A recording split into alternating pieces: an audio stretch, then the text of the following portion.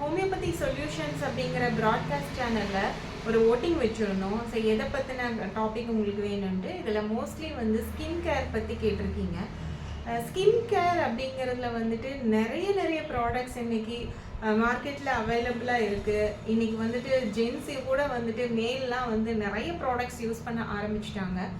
But இதில் என்ன பிரச்சனை அப்படின்னு கேட்டிங்கன்னா, அவங்க ஸ்கின்னுக்கு ஏற்ற மாதிரியான ப்ராடக்ட்ஸ் வந்து யூஸ் பண்ணுறதில்லை.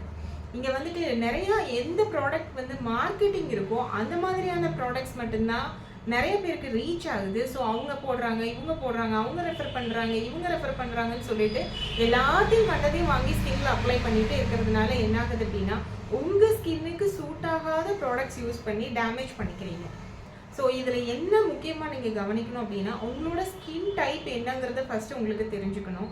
எதர் இட் இஸ் வந்துட்டு ஆயிலி ஸ்கின்னா, உங்களுக்கு ட்ரை ஸ்கின்னா, இல்லை காம்பினேஷன் ஸ்கின்னா அப்படிங்கிறத வந்து டிஃப்ரென்ஷியேட் பண்ணிவிட்டு உங்களுக்கு எந்த பேஸில் இருக்க ப்ராடக்ட்ஸ் வந்து சூட் ஆகும் அப்படிங்கிறத ஃபஸ்ட்டு பார்த்துக்கோங்க. சில பேருக்கு வந்து ஆயிலியான ப்ராடக்ட்ஸ் இருந்துச்சுன்னா தான், ட்ரை ஸ்கின்னுக்கு வந்துட்டு அந்த ஆயில் கண்டென்ட் இருந்தால் தான் வந்து கொஞ்சம் மேம்படுத்தி காமிக்கும். அதே மாதிரி ரொம்ப ஆயிலியாக இருக்க ஸ்கின்னுக்கு வந்து திருப்பியும் நீங்கள் ஆயில் பேஸ்டு ப்ராடக்ட்ஸ் யூஸ் பண்ணும்போது என்ன ஆகும்னா, இன்னுமே அதிகமாக டேமேஜ் ஆகும். அந்த போர்ஸ் எல்லாம் வந்துட்டு உங்களுக்கு போய் க்ளோஸ் ஆகிக்கும். ஸோ ஃபர்தராக உங்களுக்கு ரொம்ப டேமேஜ் பண்ணும். ஸோ ஆயிலி ஸ்கின் இருக்கவங்களுக்கு வாட்டர் பேஸ்ட் இல்லை அக்வா பேஸ்டுன்னு சொல்லி போட்டிருப்பாங்க. ஸோ அந்த மாதிரியான ப்ராடக்ட்ஸ் நீங்கள் சூஸ் பண்ணணும்.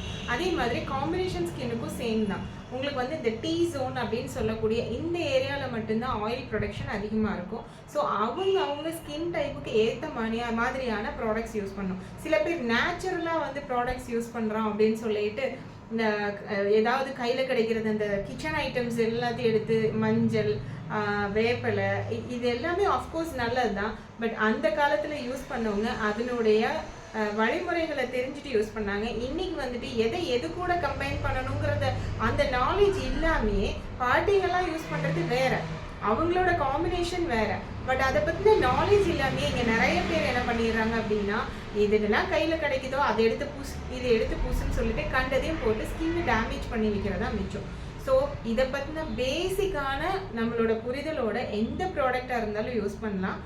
நம்மளுக்கு ஸ்கின் வந்து ப்ரொடெக்ட் பண்ணும்.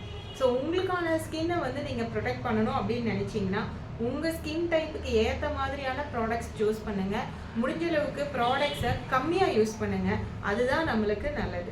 நேச்சுரலாகவே நம்ம ஸ்கின்னுக்குன்னு சொல்லிட்டு ஒரு ப்ரீத்திங் டைம் வேணும். எவ்ரி டைம் வந்துட்டு ஏதாவது ஒரு ப்ராடக்ட்ஸ் அப்பி வச்சுக்கிட்டே இருந்தீங்கன்னா ஸ்கின்னுக்கும் அந்த செல்ஸுக்கும் வந்துட்டு ஏர் சர்க்குலேஷன் வேணும், அதுவும் ப்ரீத் பண்ணணும். ஸோ அந்த ப்ரீத்திங் டைம் ஸ்கின்னுக்காக இருந்தாலும் கொடுங்க, உங்கள் ஸ்கின் க்ளோ ஆகும். நன்றி.